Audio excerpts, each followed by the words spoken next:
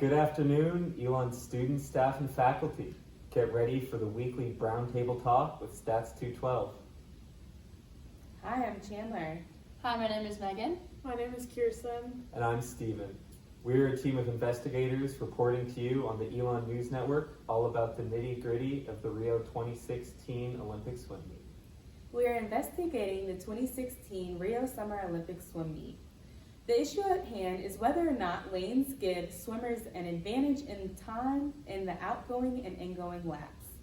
There may be a circular current which happens in the Olympic swimming pool.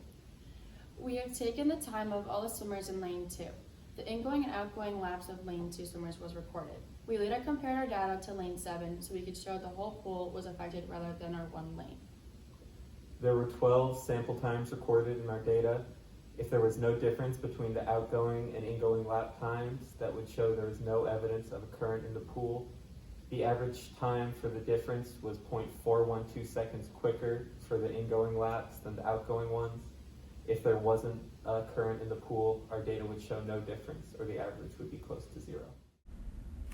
If the graph supported there was no difference in the lane time, we would see the high point in the graph filled out, but as you can see, our data is at the very end of both sides. The test was conducted by using a known statistical distribution to determine the probability that a sampled outgoing time minus the ingoing time represents the population. If there were no current in the pool affecting ingoing and outgoing lane times, the data we saw would have occurred super infrequently. Because of these results, a much more logical explanation for the data we collected would have happened due to the current in the pool, not by chance.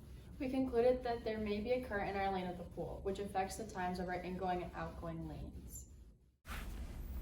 This graph shows the time of lane 2 and lane 7 in a box plot. As you can see, lane 2 and lane 7 have large differences in times and almost don't overlap at all. We compared the average difference between the ingoing and outgoing lanes between our lane and the lane on the opposite side of the pool to show the whole pool was affected by the current, but not each lane was affected equally, as you can see that between the differences in lane 2's data and lane 7's. We tested by recording the differences in outgoing and ingoing times of the swimmers. We then averaged these differences for each lane. After evaluating our theory, we tested the averages due to the fact that the pool lanes are symmetrical. We wanted to make sure that each lane was affected by a current. Some lanes' incoming times were slower because they were affected by the presence of a current, and other outgoing times were slower because of the variable current.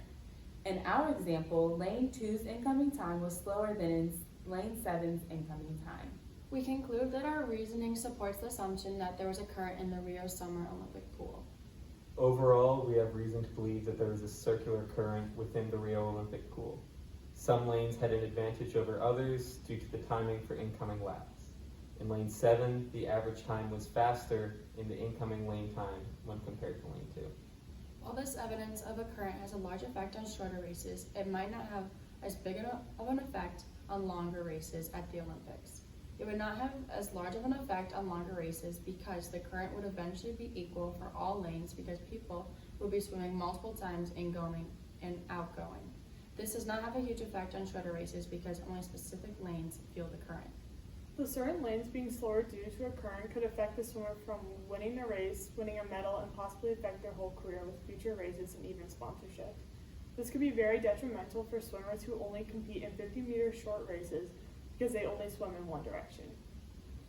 Thank you for tuning in to Elon Roundtable Talk. Tune in next week for our feature on cheating at the Puppy Super Bowl.